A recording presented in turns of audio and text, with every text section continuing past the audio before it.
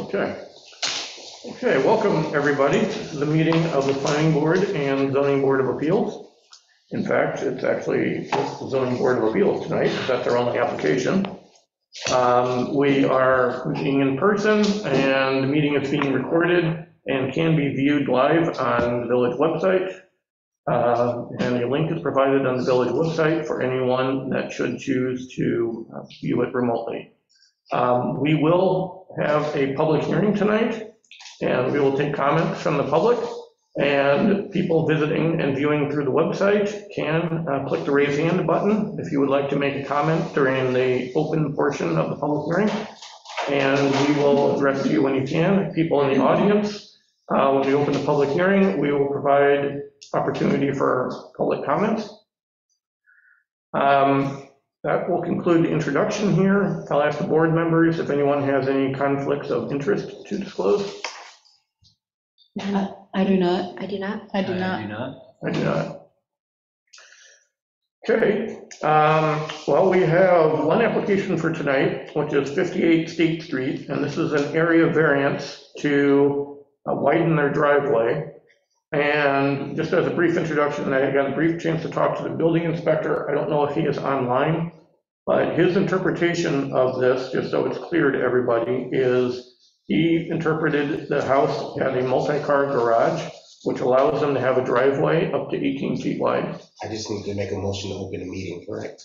Oh, I guess we could do that. I was going to do it often, but it's something we got to start with. All right, well, bring a motion to open the meeting then.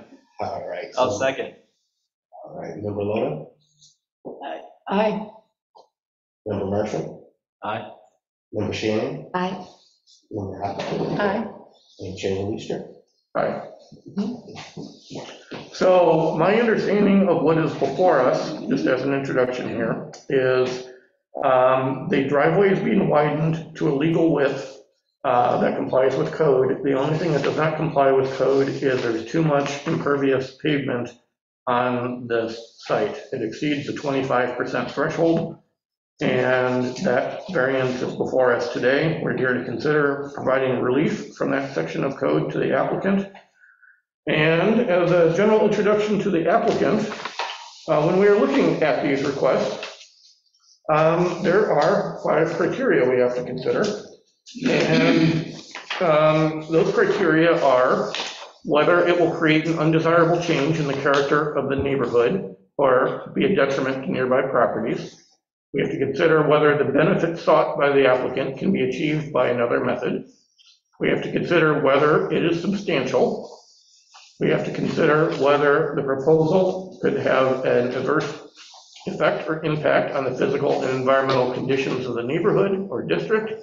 And we have to consider whether the alleged difficulty is self-created. So those are the 5 things we have to consider, and members of the audience, if you're making any comments, it is very helpful if we hear comments addressed to these 5 criteria that we have to consider. Now, with that said, we'll go ahead and have the applicant come up here. So the process we're going to go through is we're going to go through and have you introduce your project. And then the board may have some questions if we have them. Then we're going to open the public hearing and hear comments from the public, should there be any. And then the board will deliberate on these 5 criteria, and we'll presumably make a decision eventually tonight. So. Okay, cool.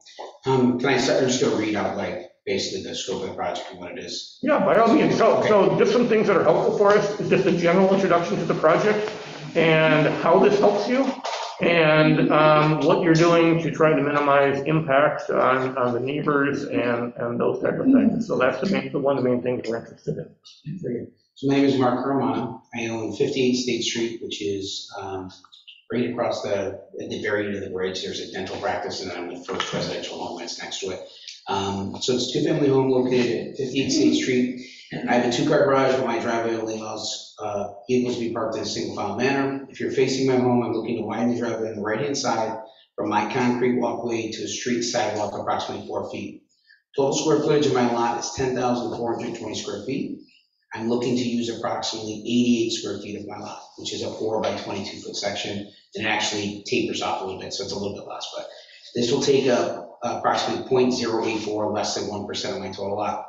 Being that my home is a two-family home, I need to be able to park one vehicle next to another, and as you know, it's a very busy corner located next to a dental office that has high traffic going in and out. By allowing me to widen the driveway so slightly, it will make it much safer to pull out onto the street and allow for adequate parking. And I brought a zoomed in survey, and I did it kind of smaller.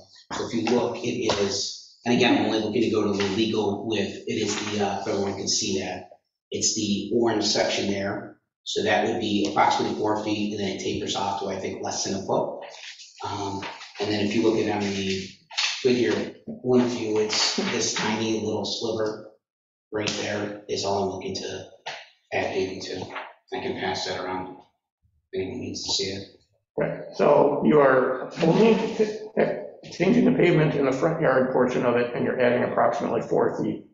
4 feet, which tapers down, yes, because And 4 feet is the tapers maximum width, and it tapers down to about a foot. And it's going to be about 18 feet wide. 18 feet wide, and it's exactly, actually, you can see, I think someone had it as I think someone at one point changed it to a single driveway, but it actually, I'm just trying to keep with where the curb is, and I'm sorry, it's a cell phone picture, so you can see the curb is cut to here, but the driveway doesn't start till way over here. So all I'm looking to do is essentially foot back what was probably already there. And then just trying to essentially mimic my neighbor, which makes it, I would imagine, much safer for him and for his clients to pull in and out. Just add this little section, essentially almost exactly like what he has, just to make it easier. That's the dentist office, correct? Yes. Okay. That is all I have to say. Okay. I don't think I have, does anyone have any questions now, or should we just go ahead and open it up for comments? I just have a few questions. So first question, you mentioned the legal width. Is the legal width from your property line to the new edge of what the proposed driveway would be, and does not therefore include the additional impervious space that bleeds over into the... No, it would not. Yep, it would be from the property lot line over to where the new... property lot line. Yeah. And can you tell me if that space that is not on your property but is considered impervious is currently being used by residents? It's primarily just dirt and stone. The driveway's in very poor shape. But stepping back, do vehicles on your property use that space regularly? It looks like from the picture here, it's fairly well. I would say, truthfully, it's been a construction project for about a year, and I'm so very happy that it's hopefully finishing tonight is the plan.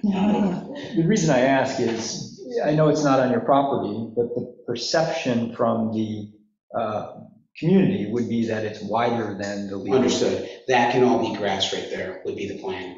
Would be, and it's kind of hard to see. Where the stump is? No, there's, I'm not sure what you're looking at. There used to be a very large tree which got taken down, and then behind that, and you can see on the survey lot line, there is probably, I would say a foot to probably 2 feet here on the side there. That is going to be, that can be grass all the way up, and that will probably mimic the grass that extends all the way to the outside of the garage.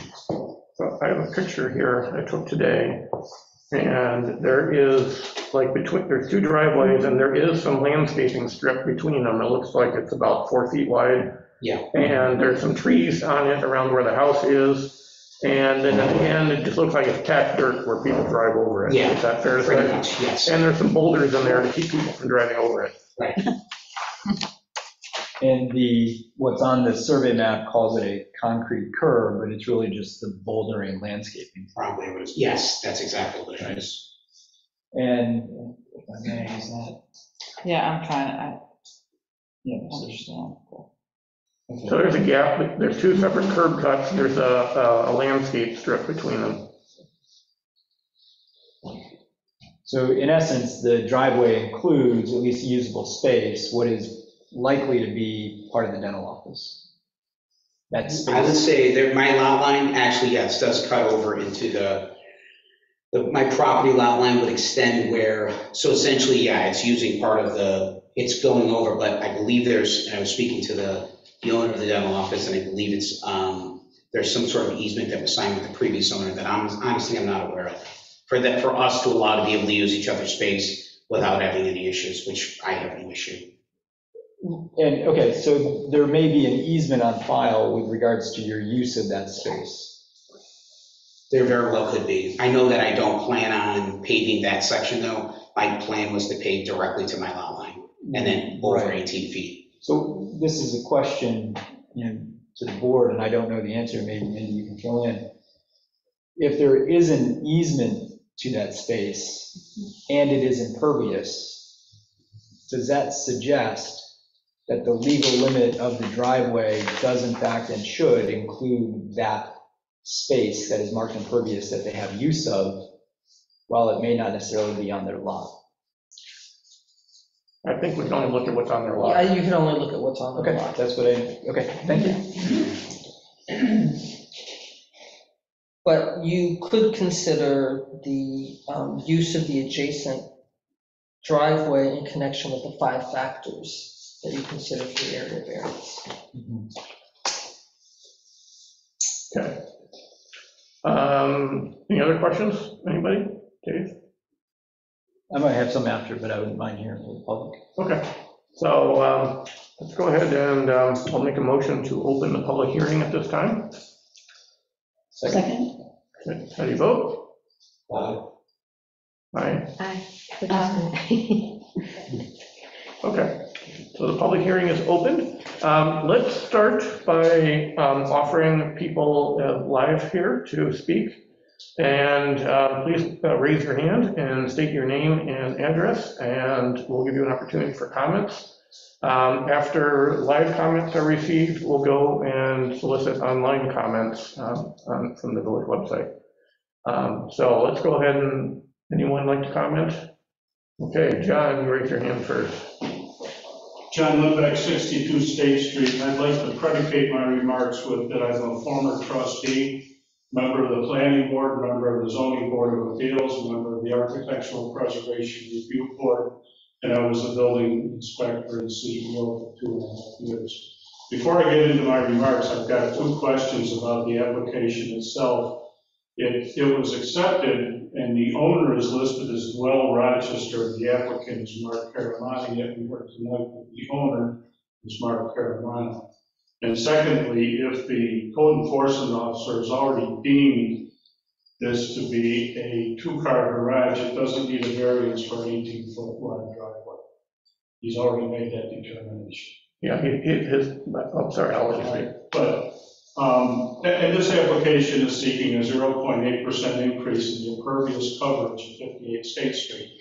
And I ask you to just bear with me for a minute. I only had a few minutes to put this together. There are other issues that warrant consideration by the zoning board of appeals.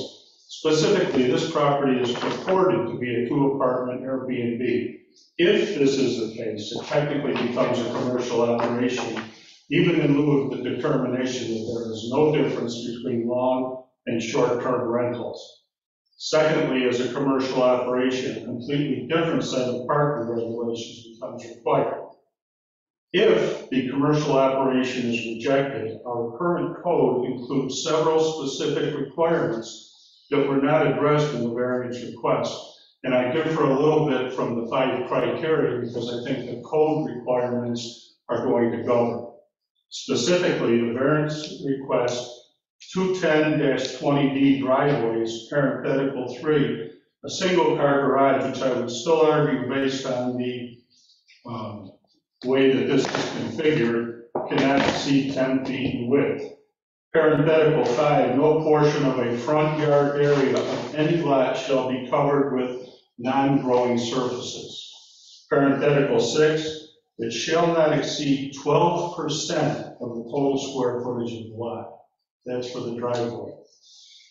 It is a reasonable expectation that if the applicant is successful in obtaining the requested variance, a driveway permit will be applied for per code section 210-25.4. C, parenthetical 1, a 2-scale drawing of the parcel indicating location and dimensions of the proposed driveway. C, parenthetical 2, a current survey map completed by a professional landscape surveyor depicting the proposed location and dimensions of the driveway. See parenthetical 3, a stormwater management and drainage plan unless permeable materials are used. D parenthetical 1, 3 feet from the side lot line cannot be exceeded. D parenthetical 5, notice must be made to the New York State DOT because it's their highway. So I'm expecting that if this variance is granted, we'll be able to foil these requests and see them before this driveway is installed. The survey map attached to the application contains a haphazard squaring off of the existing driveway with virtually no dimensions. Also, the Village Board of Trustees is considering a committee to study Airbnbs. This alone should prompt the ZBA to deny this application pending any new local laws. And failing that, I think the commercial requirement should be imposed. The submitted map should include the basic dimensioning, and the applicant should be held to the requirements of 21025.4. Thank you. Do we have any other comments? Pardon me? Any other comments from the public? Would anyone else like? Oh, yeah. Does anyone have any questions for John? Well, we're going to let everyone speak, and then Okay. we're in listening mode. We're going to listen to the concerns, and then Yeah. the board may discuss it. So, my name is Larry Hickey. I live at 59 State Street, directly across from 58 State Street. Excuse me. And I'd like to raise 2 points to the board. The first is, I question that, and I respectfully submit that is it appropriate for this board to consider a variance when the sole purpose of the variance is to facilitate the owner's commercial and business interests? My second point would be, as John stated, we were here last week when the Board of Trustees started their discussion about adopting an ordinance to address and restrict the operations of an Airbnb in the village. It seems to me that it would be premature for the board at this point in time to address any sorts of variances, which, given the fact that this ordinance is pending before the village. And I don't know if any of you had a chance to look at some of the sample ordinances that were presented as part of the village meeting, but all of them have certain parking restrictions about them. So given all that, I would ask the committee at this point in time to hold off its decision until at least a decision is made in that ordinance. Thank you. Okay, do we have any other comments? From anyone in the audience? Okay. So is there, if anyone online would like to make a comment, you can please click on the raise hand button and we will call for you and allow you to speak. Would anyone online like to present any comments to the board?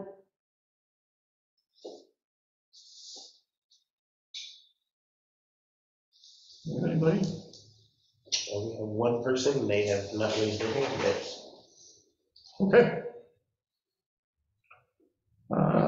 That's it? Okay, well, we've given everyone opportunity for comments. Are we comfortable closing the public hearing and starting discussion about this? Okay, I'll make a motion that we close the public hearing. Second. How do you vote? Aye? Aye. Aye. Aye. Aye. Motion passed. Okay, so I heard a few conflicting comments. And just to kind of sort out what we're here for, we're here to look at the impervious surface of the driveway. That's what's before us. So I have no knowledge of if this is being used as a multifamily home or a Airbnb. I think the applicant presented it was. I think this has been a multifamily home for decades, since like the 70s. I used to know someone that lived there a few years ago, but, and so I'm not, Mindy, do you have any comments on it? I don't see that as before us. I agree with you completely. The possible uses in Airbnb and the trustees' possible legislation really is not relevant to what your charge is tonight. Okay, and to clarify a comment I heard from John was he wasn't sure what kind of driveway, garage it was. The building inspector explained to me as it was a multi-car garage. He didn't find it to be a two-car garage. And I don't know what his criteria is, but that was the building inspector's determination and their determination to make. So their determination was that the driveway is 18 feet wide is allowed.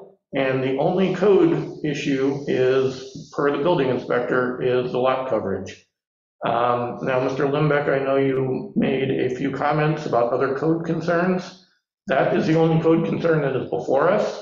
If it otherwise does not comply with code, that is up to the building inspector to enforce. Is that a fair comment? Yeah, it's an enforcement issue, not a variance issue. So that is the only one before us. And if there is a code issue, the applicant can apply for another variance. And that's my understanding of the situation. So what's before us is just the lot coverage. Now, we had a similar application just down the road from here, which I think is very relevant to this. And in the last application we had was similar situations, so widen their driveway so that they could have more room, so that they could turn around, fit two cars, have one car pass another one. They had to back up onto a busy highway.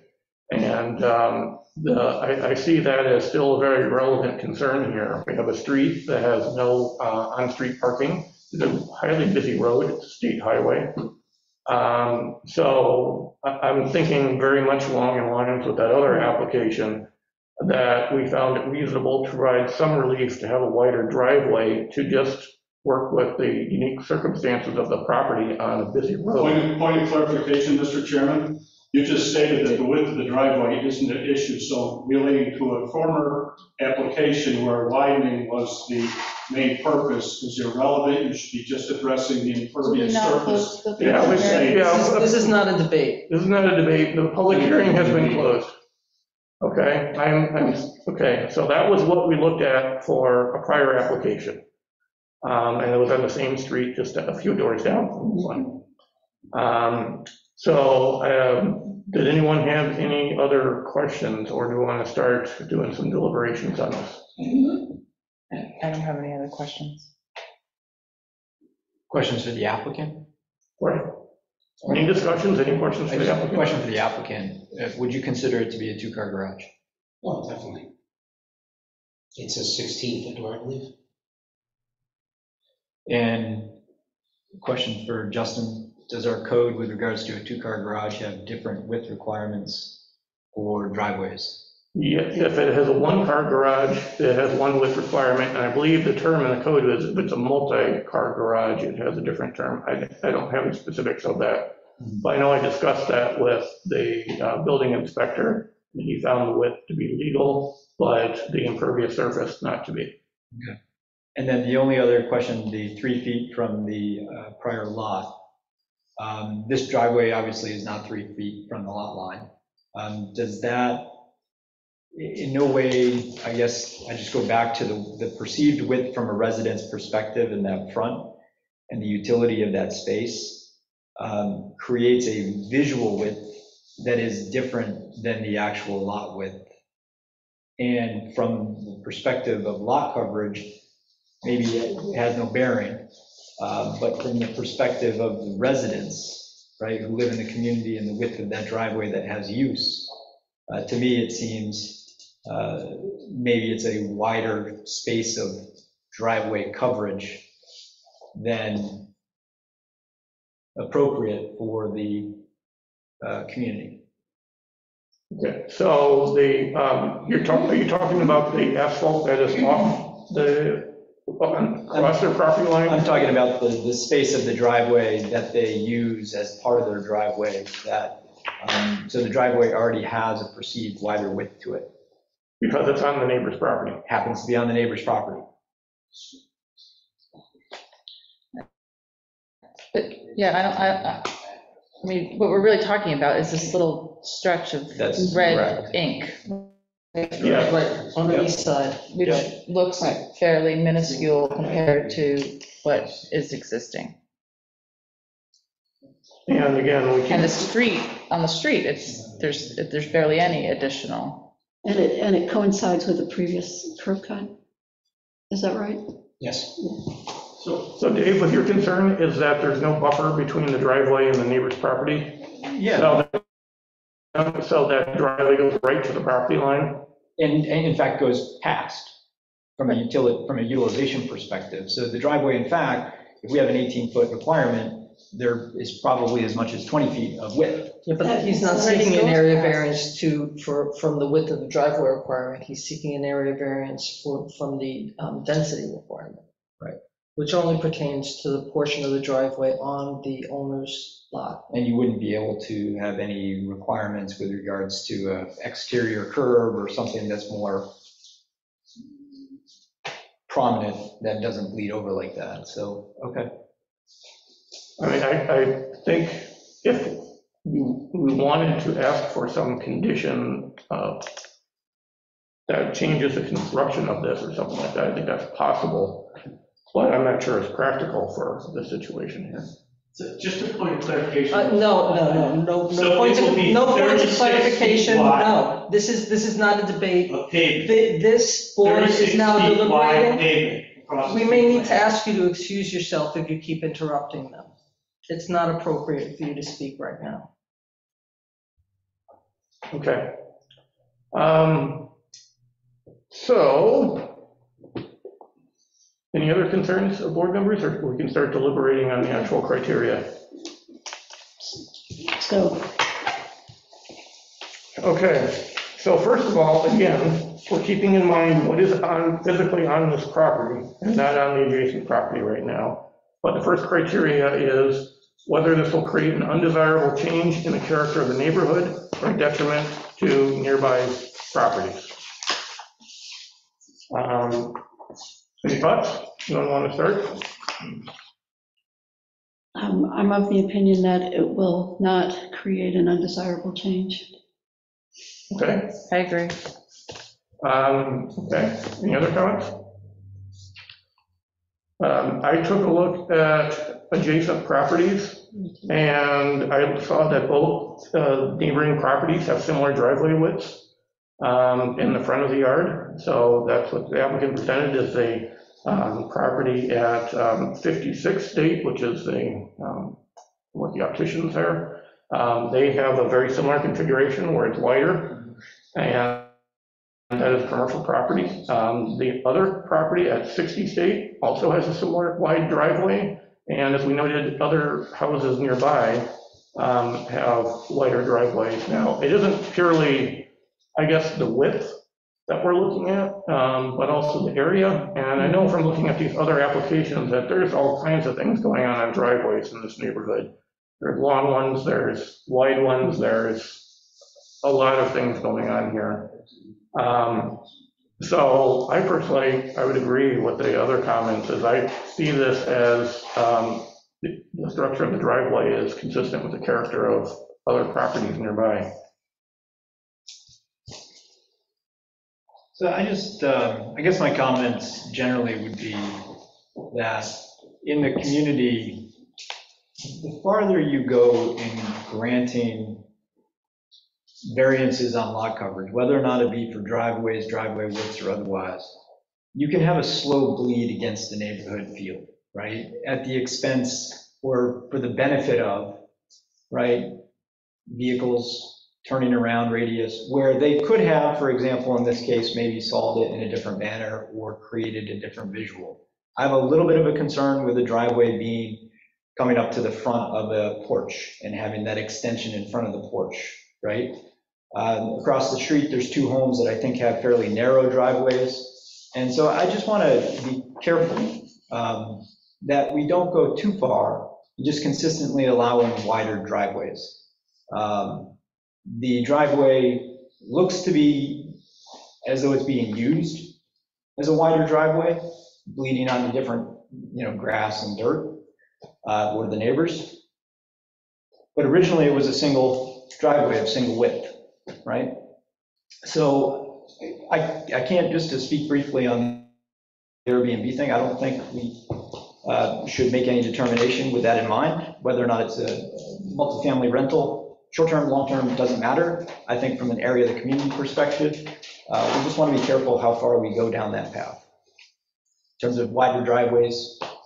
Yeah, so I kind of hear your concerns a little bit of, we don't like front yards surrounding the parking lots, for example. That's right, and this is creating, unlike the last driveway, this is putting a parking lot in front of a porch. That's not consistent with the neighborhood. So I remember looking at the house next door, and it had a similarly wide driveway, but it's much shorter, so it didn't have the same length. And it's to the side of the house, not to the side of the house, and it had a garage, one-car garage on one side, and then it was, say a 20-foot wide driveway. And then naturally they would park, maybe not directly in front of the house, but sort of beside the house. They're still going to park within 5 feet or 10 feet of the sidewalk. But not in front of the porch. And I also want to suggest that deciding the width of a driveway based on what the DOT did with the curb cuts is the wrong way to determine the width of a driveway and what's appropriate for a neighborhood.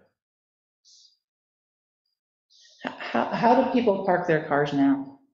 Well, the whole thing's been a parking lot. It's been a construction zone, so it's tough to see it, but mostly if it was just using the driveway, you can't really park side by side. And just to give you my wife was there with my 2-year-old 2 nights ago, and whether it's relevant or not, and literally almost got smacked, pulled backing out of the driveway. And hard for me to even say it, but my 2-year-old was sitting there, and literally somebody slammed on the brakes. So, that was very scary. And I know how dangerous it is. So obviously that's a separate issue than what we're talking about, but it is such a busy section that it's just scary, pulling in and out, without a doubt. To that end, though, is there not space to turn around in the back of the driveway? No, there's not. It would be impossible. You couldn't do a 3-point turn or come into the driveway? It's such a narrow spot, it would be impossible. Unless you go into the garage, and then you would have to be an extremely experienced driver. Yeah. I don't think that's possible. I guess it would depend if they're in front or the side yard. Anyway, that's not necessarily before us. No, I know, but. So your comments on parking, I was over there today, and I clearly saw there's a parking problem. There's about 4 cars parked in the front yard on the grass.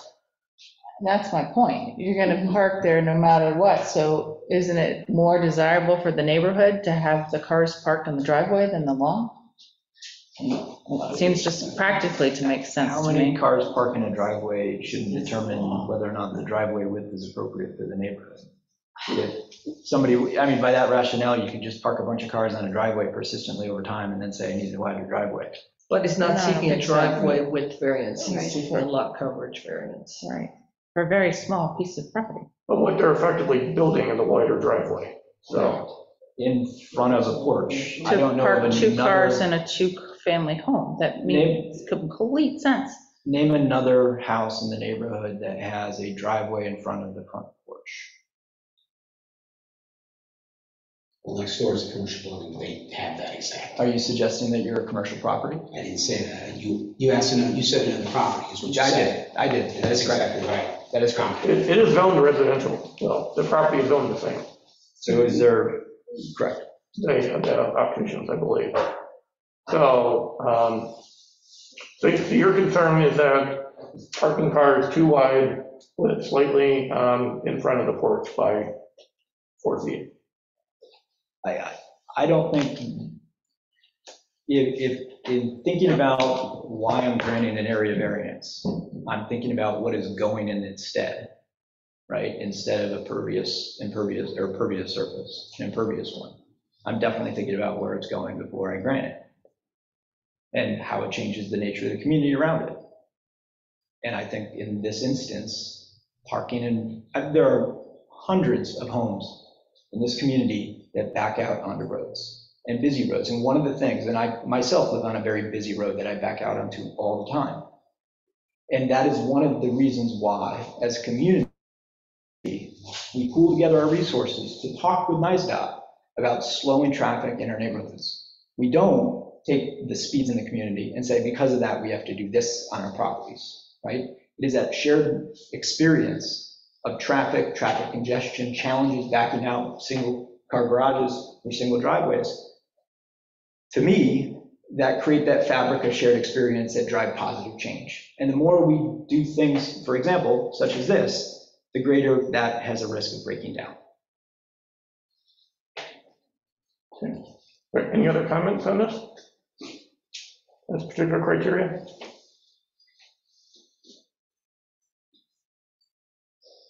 Okay, let's move on to the next one, and we'll keep up the discussion here. So the next criteria to look at is whether the benefit sought by the applicant can be achieved by some other feasible method. So the goal here is to allow, I heard there's two goals, allow cars to park, and also so that one car can park and another car can back up. Is that basically correct? So one car can stay again, I'm sorry. So one car can be parked, so the cars can pass each other in the driveway. Correct. And, I mean, Dave, you had some concerns. Have you, did you think of another alternative that you think can accommodate practical? There are probably 400 homes in this community that have driveways that have single lane traffic. We can't determine whether or not, because it's a multifamily, a single family, a short-term or a long-term rental, just because it's one or the other, to grant, in my view, a variance based on that criteria alone. Meaning, we can't think about the use as to whether or not this variance is appropriate. Lots of homes of this size, of this character, have single lane driveways that don't bleed out over in front of the porch. And that's a characteristic of the village, fairly well known. Okay, when we discussed this before, and I know where I've been is in this particular neighborhood, I saw some need due to the busy street really being a differentiator from the property. So I know whenever I think about these variances, we need to be concerned that we aren't like effectively changing the zoning code and just pulling these things out left and right. Is there a rational basis for needing some relief to it? And I know in just the last house, that really kind of resonated to me, is that there's no parking on the street. It's a busy road, and some relief makes sense so that the property can actually function safely. And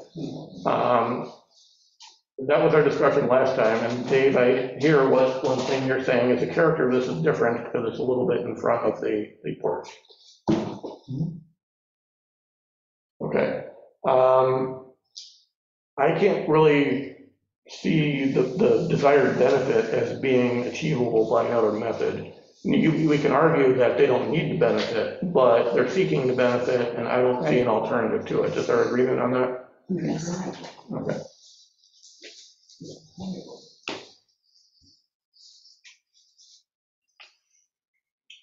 Question on benefits. So in this case, the benefit is one that is essentially determined by use.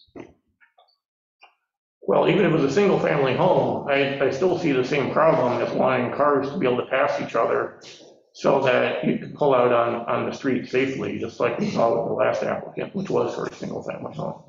And I would suggest, again, there are many single family homes or multifamily homes that have single width driveways that they have to make sure that they're moving in and out in order to get out and have access. So if this benefit is one that we might consider here now for this particular cause, I think it puts at risk many single width driveways throughout the community as having a cause by this benefit alone to put driveway space in front of porches, in front of homes. And that's not a characteristic of our village. Okay. Any other thoughts? Non-B. Not on B, okay. So let's go to C, whether the requested variance is substantial. And Mindy, you can clarify that. That's usually a numbers game, correct? It's a numbers game, but there aren't any numbers that are like magic lines that you can cross. Okay, so the lot coverage in the district, the maximum lot coverage in the district is 25%, and they currently are at 27.6%, and 28.4% is what they're going to go to. So the limit is 25, and they're going to 28.4%. So that's 3.4, an increase of 3.4. And it's only an increase of like 0.8 over where they are now. And a 0.8% increase over what they are now. I mean, I'd be inclined to say that that's not substantial. Is there any other opinions on that? No, I agree. I agree. Agreed. Agreed. Okay.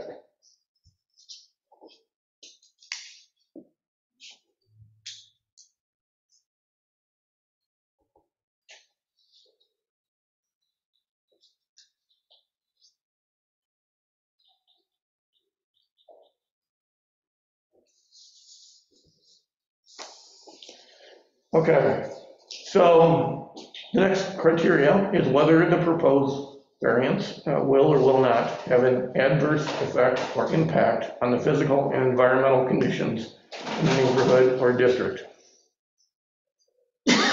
Now, oftentimes we just copy A, which is whether it has an undesirable change in the character of the neighborhood, but I think there's mixed opinions on A, and I'm guessing there's going to be mixed opinions here as well. Anyone want to start with discussion or thoughts? I would just continue on with the comment that the width of the drive, this is the neighborhood conversation, right, and the physical characteristics. While yes, it is a residential district and there is a commercial property to the left being the dentist, the persistency of the width of the driveways through the space is quite significant in comparison to any other two driveways in the residential district. The buffering that exists between them has, broadly speaking, failed. There's been a fair amount of bleed into it. And the characteristics of the parking that is currently occurring in the front of the property, not on driveway space, could, in a more of a single driveway environment like many other properties in the neighborhood, create a better physical characteristic overall for the properties than a width of impervious space that extends from one end in front of the porch all the way through to the dentist. Okay. Any other thoughts? Well, so I do see a difference between A and D. Okay. And so one is talking about character, and the other one, that's A, and D is talking about physical conditions and environmental conditions, which to my mind brings up things like drainage. So I think that, this is a narrower scope for those considerations. I get it with A, but I think that it will not have an adverse effect on physical conditions or environmental conditions. I think that's quite different from the character. I can hear that argument, whereas my comments might better fit in A. Yeah. Okay, that may well be, I think that's a good distinction. Sure. And commenting on drainage, I'm looking at the photo of it here, and the neighbor property is slightly higher, so I don't see an issue with drainage here, and new pavement is on their property. On this side anyway. Yeah, so if you take a look at this, the driveway Yeah. at the dentist's office, is slightly higher by a few inches. Yeah. So it doesn't look like stormwater is likely to run onto the property. We haven't, I think the drainage issue is something that building inspector will have to take a look at as part of his driveway permit. So it sounds like there's consensus, at least on this one, that it will not have an adverse impact on physical and environmental conditions in the neighborhood. Is that the consensus? Okay. Yeah, so long as my comments make it into A, that's fine. Okay. At least understood to be in that discussion.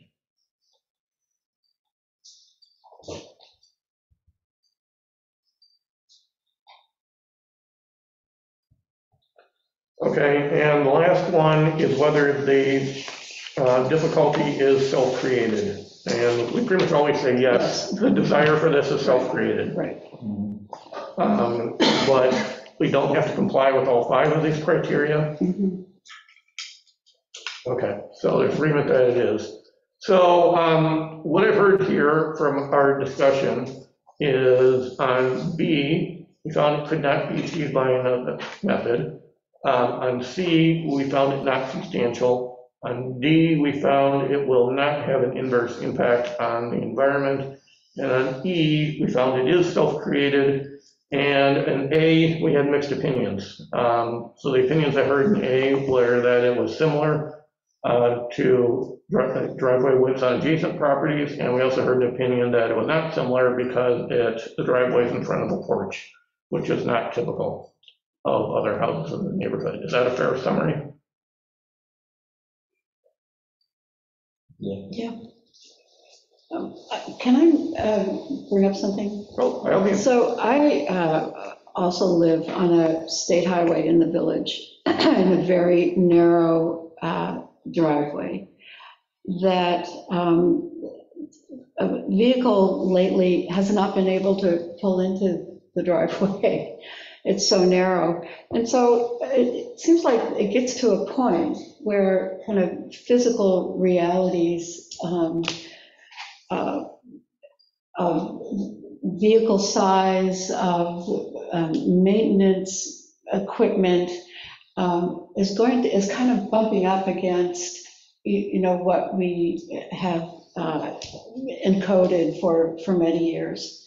And it just seems like this is, it just brings this to mind to me, that there are, how many times do we have to, kind of drive around landscaping? There are lots of things that have changed kind of physically in terms of vehicles and requirements for first responders that now are, as I said, kind of bumping up against the kind of physical realities of a village that has been encoded in a certain way. So I just kind of, I don't imagine this is the last conversation like this that we'll have. So something to think about, how the character may change with the times. That's a really good point. So, and my thought is, I see the practicality here on this busy street, like you say, that there's challenges there. And I'm also hearing Dave's comments. Mhm. I think I would have a hard time with this on a smaller residential street that isn't a busy street. And I see the practicality of a busy street as being a big difference here. So that's my thinking is that there's a safety concern. Dave, you might disagree, and that's fine. Well, so I appreciated your comments, busy streets versus side streets, but busy streets deserve the same accommodations, right? Just because you're on a busy street doesn't mean that you're subject to a different code or a different way to interpret what the neighborhood should feel like or look like. And I know being on, South Main, and we want the integrity of that neighborhood to be maintained just like the integrity on Rand, or just like the integrity on Lincoln or Washington, right? And So what does integrity mean, I guess? I mean, a snapshot of how it is? it's a good question, right? So I think your comment on code in a broader Right. scale Right. is something that should be brought forward. As far as granting an area variance, when I think about, again, driveways in front of porches, that's nothing that I've ever been a part of on this board. It's not anything I can immediately think of, other than maybe the residential home to the left that's being used as a commercial business. But yeah, I think we just have to be careful with that bleed. And this is a prime example of a home next to a residential house, right, that is being used in a commercial capacity with a very wide driveway, and we're considering granting another widening of the driveway in front of a porch. And to me, that slow bleed and decline, and whether or not you say it's because you're on a busy street or because you're already next to a commercial establishment that happens to be residential, these are the things that I think as a board, code is written by our village hall to protect these small instances. And I think I think we have to think about it in that context. We're here to protect the neighbor, the community neighbor, not. We're also here to make the village of Pittsford a desirable place to live. And if we continue to make little changes like this so difficult, then this isn't a desirable place. I don't think this is a little change. I think these are the little changes that lead to that decline, that risk over time. This is on State Street. It's not on Rand or Locust or whatever. Again, that is very disrespectful to people. Nice to know we're second-class citizens. Right. Well, there's a different character to the area. There is not a different character. I live on South Main, disagree with that. and my character on South Main, and what I'm held to, and the standards I'm held to, should be held to that standard. And I know, I'll just speak, right? People use the village as a conduit to go through places. But everybody on those conduit roads, whether or not they're state roads or town roads, should be entitled to the same protections as residents. And this type of situation here is one of those risks. I think you're ready to vote. Yeah, and it sounds like we have differences of opinion, which is fine. Are we ready to vote? People made their decision? Okay. All right, are there other criteria, or any other findings we'd like to discuss, by the way? Oh, I had a question about the possibility of parking out front. I wish Steve were here. So that wouldn't be a place to park? There is no street parking whatsoever. No, I know, but that would, so, Would that be a place to park? Yes, it would be a place to park.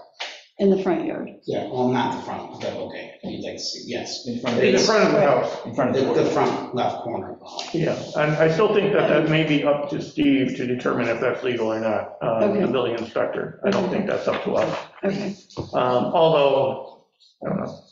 And Justin, you will need to address item F, the minimum necessary to provide the relief. So the minimum necessary? Yeah. That's a good point. So we did have a couple other criteria we can discuss. So we do need to provide the minimum relief we feel necessary for what the applicant is requesting or to achieve their objectives. Are there any thoughts on that? So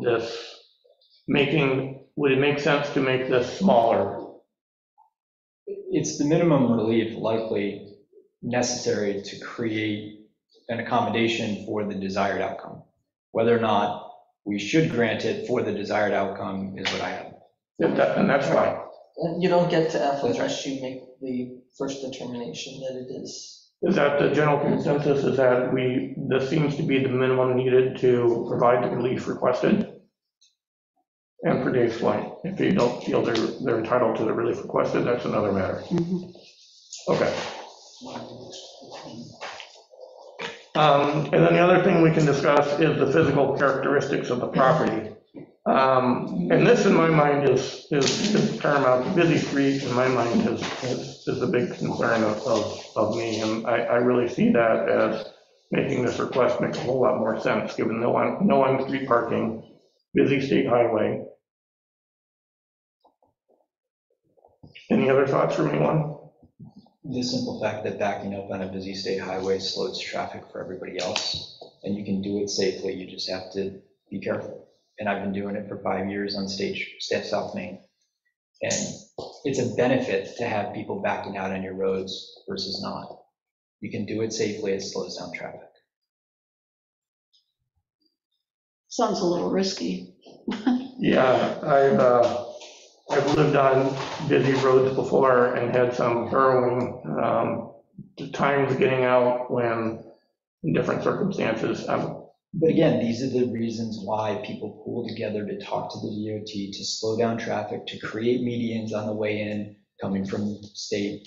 These are how things happen, by having people have a shared experience to come together to voice opinions. Granting variances like this to get around those things that we generally consider to be characteristic of the village and many neighborhoods in our village, I think is a danger.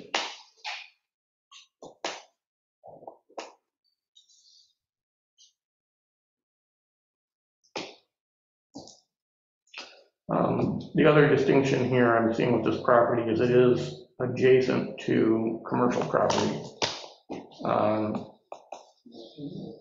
And I don't know how relevant that is, but I'm just stating that. I think it's relevant in that the more that you create impervious surfaces that lead from one commercial to the next residential, the greater the risk of that persistency. You're blurring the line of a residential properties by creating a wider impervious surface across a larger space that, to my view, is completely different than the rest of that neighborhood. Yeah. Okay, well, I think we've discussed the criteria, and I think there's differences of opinion. Again, that's fine. So I'm going to suggest we go ahead and vote on this. Does anyone want to make a motion?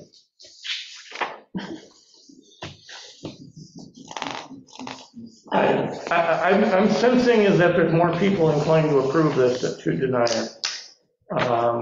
So I'll jump out then and I'll go ahead and make a motion to approve the area variance for the reasons stated. I'll second it. Okay. And how do you vote? I'll vote aye. Aye. Nay. Aye. Nay. Okay. So 3-2 vote. Motion carries. So your area variance is granted. Okay, and thank you, members of the board, for the good discussions. Always appreciated. I do have one question. After the barn door is shut. Have you approached the commercial property next door to see if there's any availability for a parking spot in their lot? I did. I think the biggest concern is from a liability standpoint. If anyone was to slip on their property, could sue them versus sue me. Which would be ideal, truthfully. I would love that. Yeah. But, yeah. Just after the fact, and I make a point too. One of the criteria was, the meeting's over. One of the criteria is. No, the meeting is not over. There are alternatives.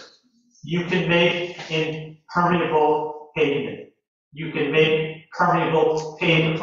You can make permeable stone. Yeah, those are still considered impervious surface. No, they're not. I've already got an opinion of that effect from your town. All right, I'm going to try not to engage. Okay, so the board listened to all the public comments. We had a hearty discussion, as you noticed. We had some differences of opinions. Board members decided to approve the area variance. So that is conclusion of this agenda item. So our next agenda item is we're going to move on to meeting minutes. So I do thank the members of the public for their comments.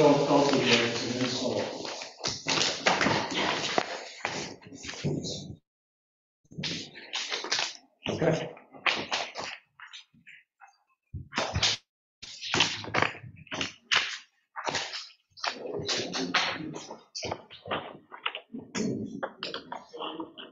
All right.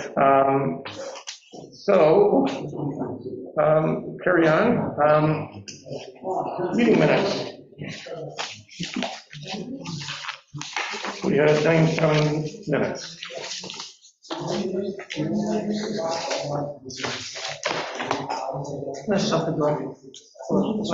Still a public hearing, public meeting, right? Well, this is, it's just recent we talked. Right. Always. Yeah, okay, so. I'm sorry? Ask them to step outside and talk, that would be appreciated.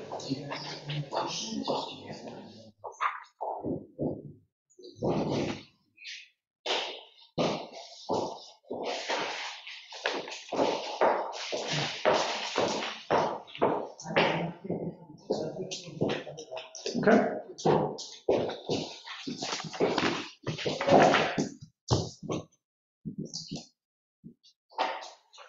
All right, meeting minutes from 9/7.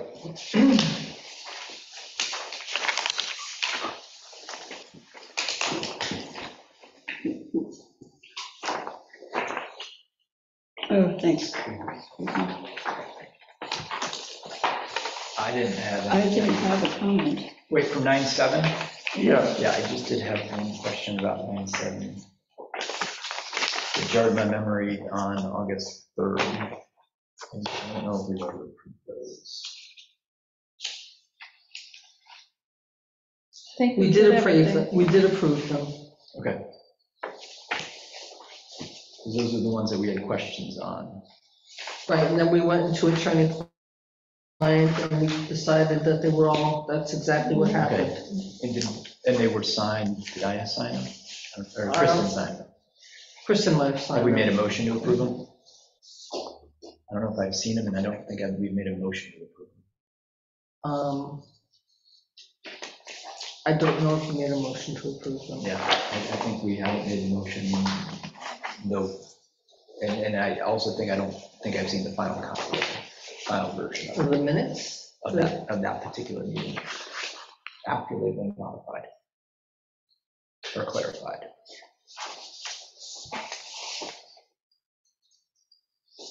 You're talking about 9/7? Not, yeah, 9/7, we had discussions on 9/3. I think 9/3 was the site plan approval meeting. I see a note in here that there was minutes for August 3rd. Yeah, August 3rd. So we're not approving August 3rd minutes. That's correct. If that's your- That's correct. It was the only thing in all the minutes that I saw that jarred my memory of something, which is I don't know if we made a motion to approve August 3rd, and I don't know if I've seen a copy of the final version of August 3rd. So what this states is minutes for August 3rd were tabled. So And that's okay, like, I'm fine with what this says. Okay. Yeah. Okay, well, why don't we put a pin in that and ask Kristen to recirculate the minutes from August 3rd Good point. when we meet again in December. Yep. But other than that, there wasn't anything in any of the minutes Yeah. that I saw. That's a good catch there, thank you. Yeah, okay, so you're good with everyone good with the resolutions and the minutes? Yes. Yes. Yep. Okay. All right, I'll make a motion to approve the September 7th minutes as drafted. Second. How do you vote? Aye. Aye. Aye. Okay, we had unanimous approval. Yay. All right. Okay, so that's it. I don't think we need any further discussions on that LWRP. It was on the agenda here. Can I make a motion to close? Okay. Motion to close. How do you vote? Aye. Aye? Okay. Okay, thank you, everyone, and thank you for the healthy discussion, as always. Good to see everybody. Yeah. I think we should shorten this porch.